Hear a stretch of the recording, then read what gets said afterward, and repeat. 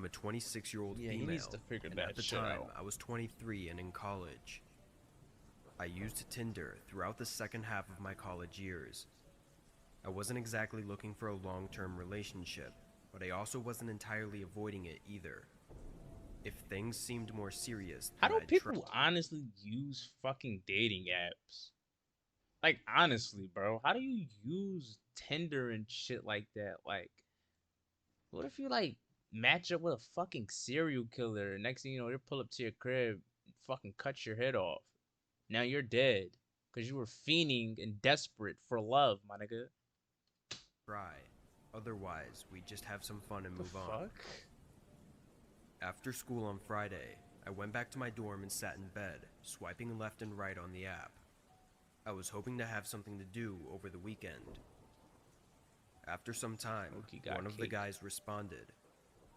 We talked it up for an hour or so, then he asked me out on a date for Sunday night. I agreed, though it was rather quick to ask me out. We texted for a while longer, mostly about school and hobbies. Going on a date already? See, this is what I was talking about. Bro, she's gonna die. He said he went to the same school as me, She's but running was in the into dorm death, building on not the opposite walking, side of the running. campus. Anyway, on Saturday, we texted back and forth a few more times, and come Sunday, I met him at a popular restaurant You not just far from the fucking campus. met him. Over dinner, he didn't Oh, strike fuck no. Oh, you know what? We're not gonna judge her for looks. me as anything but a normal person. So normal that he was almost a little boring. I found But he him looks like he attractive, wants to though, fucking and kill thought he you. was maybe holding back on a lot due to just meeting me. Once we finished, we went outside and set another date for the next week. I don't know, bro. I just have a feeling about him, bro. Like, I don't know. As I said goodbye and started walking away, he asked me if I needed a ride home. Living in the dorms at the campus, I didn't have a car, so I just walked everywhere, including the restaurant. I was surprised he even had a car, since he lived at the school as well. But I was even more surprised that he offered me a ride. It seemed like he was trying to make his move for tonight, which I wasn't expecting. But seeing as I enjoyed my time with him, and he was just like any other guy, I took him up on the offer. The campus was a 25-minute walk away, so if nothing else, at least I'd be back sooner. You walk 30 minutes for He that showed shit? me over to his car, which was just an older black Honda SUV. I got into the passenger seat and he started driving. As soon as we were on the road, things started to get awkward. I tried making small talk, but he wasn't really responding, so I sat back and neither of us talked. I don't know. Maybe he doesn't want to kill her. Maybe my boy is just excited to get the cheeks. Maybe that's it. Maybe he's just excited to get in them cheeks. That's it. After a few minutes, he took a left turn. The campus was to the right, in the complete opposite direction. Oh shit. I felt a lump in my throat Never and my body fucking got mind. stiff. That feeling of something awful about to happen had fallen over me. Hey, I think Yeah, you we missed don't the live turn, that way, bro. I said nicely, trying to hide any hint of fear in my voice. No, he muttered. I was looking over at him, but his Yo, bro, we don't live that way. gaze was locked on the road. Where are you Fuck taking you me? mean, no? He didn't respond. I didn't know what else to ask. I told him to let me out of the car. in Cindy, one these last are your effort to get out of the consequences. situation without anything escalating. He still This is didn't what happens when you respond. give it up on the first night. The further out he drove, the more remote the area became. My head was aching from the fear of getting too far out to be able to find any way out of this. I still had my phone in my if pocket, you don't bash which I his knew fucking he was head going in. to take as soon as we stopped wherever he was taking me. My plan, and really my only plan, was to try to take out my phone Like, as he's quickly as vulnerable, possible bro. and dial 911 before he would have time to react. I waited until he started making a turn, and right when he looked the other way, I pulled my phone out and with shaky hands dialed 911. He noticed immediately, trying to grab my phone mid-turn and jerking the car. I was able to keep myself away from grasp while the phone rang, and as soon as I heard a voice on the other side, I yelled for help, saying the street names and direction we were going. The man was still fighting me for my phone, hitting me and pulling me toward him. In the midst of the fight, he Bro, you're lost about to control of the fucking car crash and out. ran off the road straight into a speed limit sign. I was dizzy and my vision was blurry, probably from a concussion, but I could hear the operator on the phone talking from somewhere under my seat. I almost forgot the situation I was in, but once it came back to me, I immediately looked over. The windshield was shattered and the airbags were out, but the man I was with was gone. I tried to see out the windows, but he was nowhere. I Bro didn't even fucking remember disappeared seeing from the windshield scene. shatter or the airbags go off, so I might have even been unconscious for a few seconds or minutes without knowing it. I searched for my phone, telling the operator what happened and that I was okay. Officers came soon after. I had no lasting injuries, just some pains around my body. This is why you don't give it up on the first night. This is exactly why. Because you're But going to what end up hurts the like Cindy. most is that I was so sure they would catch the man, having his name, description, and license plate. But I was wrong. The car was stolen the day before, which was probably why he abandoned it after the crash. His name was likely fake, although it was a really generic name anyway, and his Tinder account was removed. So, Bro all they fucking have is a disappeared. description of what he looked like. I should have been more careful, and I You definitely should have. Yeah, you should have. You think? have been ever since. What he planned on doing with me is something too awful for me to even think about. I just really hope that he's not out there trying to do the same thing to someone else. He definitely is, Cindy. He definitely is. This is why you don't give it up on the first night. Within a few days, I had two girls I was talking to regularly. I asked Okay? them both out on a date for separate days, hoping one of them would be a good match for me. My boy a player. Unfortunately, the first one ghosted me though, Oh so my god. Are you free today? Question mark, question mark, question mark. Do you want to meet? Where do you want to meet? So what's your answer? Never fucking mind. I take back what the fuck I said. Bro's triple texting already. I was This nigga left with has just no the one, game, making me bro. even more desperate. In her picture, she seemed like my perfect type. Blonde hair, blue eyes, and just really attractive. Her personality, however, left much to be desired, at least over text. She was bland and bad at conversation, but some people are just better in person, so I figured I'd give it a shot and continue with the date. I decided on a cheap restaurant that she agreed was close enough to her.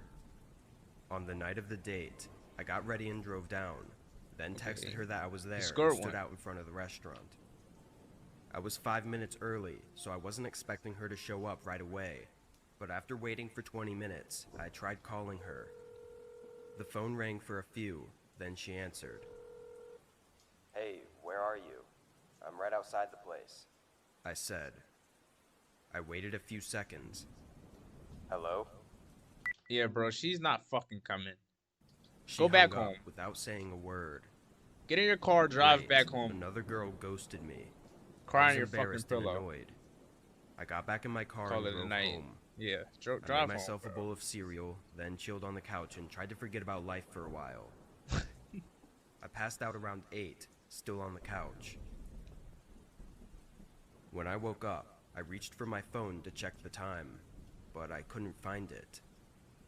I opened my eyes a bit wider and sat up, still searching for my phone.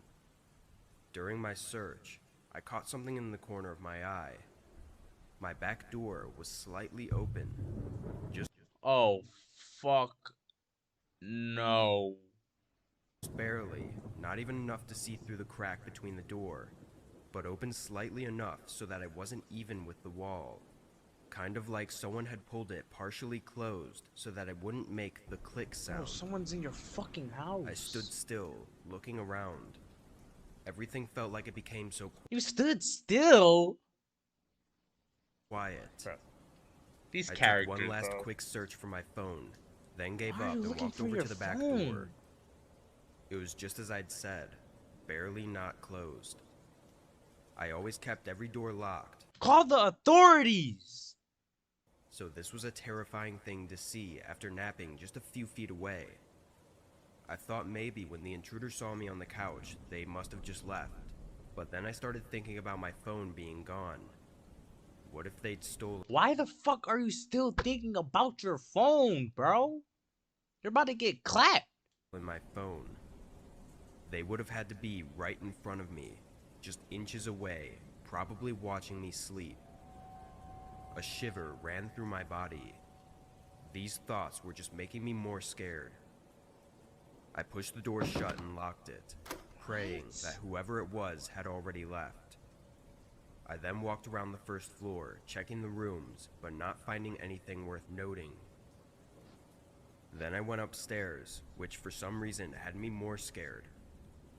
I walked down the hallway, looking in each room before I got to my bedroom. I looked around the room, under the bed, everywhere. No signs of anyone. I stepped back into the hall, closing the door. I just thought to myself how creepy this was and tried to think of the best way to contact the police without my phone. But then I heard something. Someone's in your fucking home. Quiet, Ew, why are you soft breathing? Who's breathing like inside that? the closet behind me. I froze. The longer I stood there, the more horrified I was. I ran for the stairs and went out the front door. There was a gas station at the end of the block, so I ran all the way there and got them to call the police. Yeah, keep fucking running. Actually move By the states. time everything was settled, nobody was in my home anymore. My phone was still missing, but that was the only thing that was gone. Bro, do not go back into that fucking house. My account was backed up though, so it wasn't too hard to get a new phone and transfer all my apps and data. A few weeks later though, You downloaded Tinder back? I went back on Tinder, and that's when I started putting pieces together. Oh, The okay, girl that's that all. ghosted me, Okay. who creepily answered my phone call, no longer existed. I thought that it would actually be possible for them to have gone to the restaurant, but instead of meeting me, followed me home. As for why they took my phone, I'm not sure. The only reason I can really think of is so that I couldn't call the police or show them their account.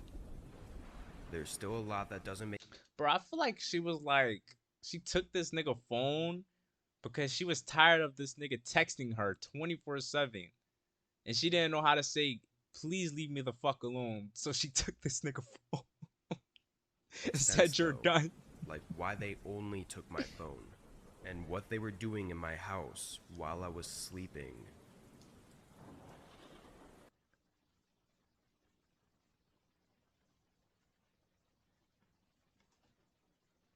Yeah, bro, you need to figure that I'm a shit out. 26-year-old female.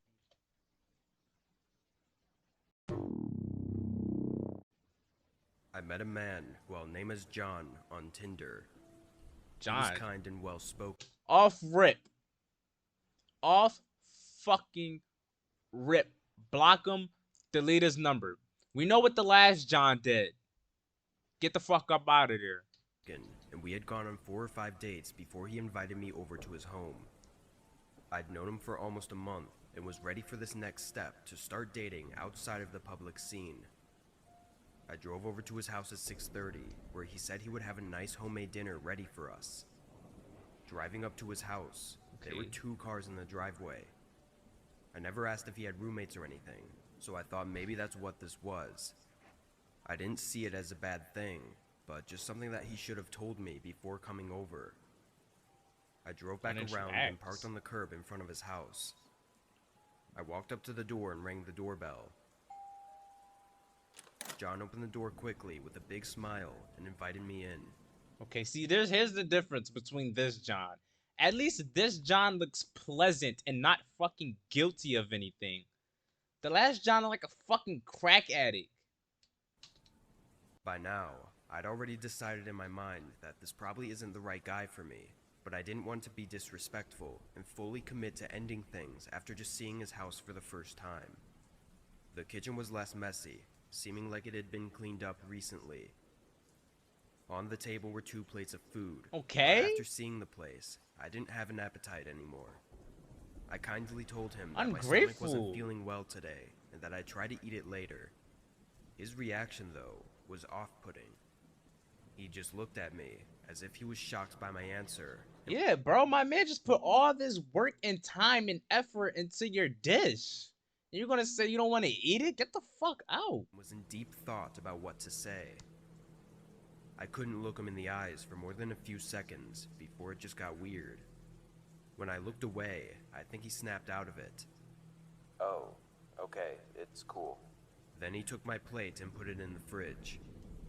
I started up a conversation, asking how his day was and if anything new was going on with him. He answered normally, but it seemed like something else was on his mind. He was looking around, trying to be sneaky about it, and seemed almost nervous. Him looking around reminded me about the cars in the driveway. Hey, I saw you had a bunch of cars in the driveway. Yeah, you're about to get set up. Roommates? I asked politely. Yeah. They're away for the weekend, though, he said. Then he got up and excused himself, saying he had to take a call, and walked back toward the living room. The way he was acting was nothing like before. I didn't like it at all. I heard him softly talking on the phone for 30 seconds. Then he came back and set his phone down on the table. Sorry, he said, sitting down. I smiled, but it was getting hard to fake it. I didn't really feel safe or comfortable in his house, so I knew I needed to leave. He was looking around again, and I was just trying to get the courage to tell him that I was going to go, until a thump came from upstairs. Yeah, get the fuck out of the house. John looked directly at me, as if checking whether or not I heard it. Give me a second. He got up and quickly walked up the stairs. Give you a second! And just a moment later, his phone that was still sitting on the table lit up. Normally I wouldn't snoop on someone's business like that, but I felt justified given this whole ordeal. I stood up and leaned over, seeing it was a text from a number that wasn't saved as a name. The text was short, reading, "Do you have her yet?" Do you have her? I stood there in a panic for a second, trying to wrap my head around the text before I heard footsteps coming back down the stairs. I sprinted out the front door, as footsteps were quickly coming behind me from inside the house. I got in my car and floored it out of the neighborhood. I took some time to calm down as I sat in my car in my driveway. Then I called the police. I didn't know if there was something going on or not, but I don't feel like I was in the wrong for believing there was. Why would he lie about nobody being home? And what was that text supposed to mean? It all added up in my mind. But the police questioned John, along with his roommate that was upstairs. They even allowed the officers to do a quick search of the home, but they found nothing pointing to any bad intentions. The officers sympathized, saying they understood my concerns and that they would have felt the same, but there just wasn't anything else they could do. So now I'm left to just hope that I took it all the wrong way, and there was nothing else going on.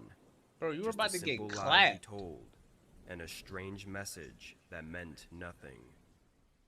No, it meant something. You're about to get your booty cheeks taken.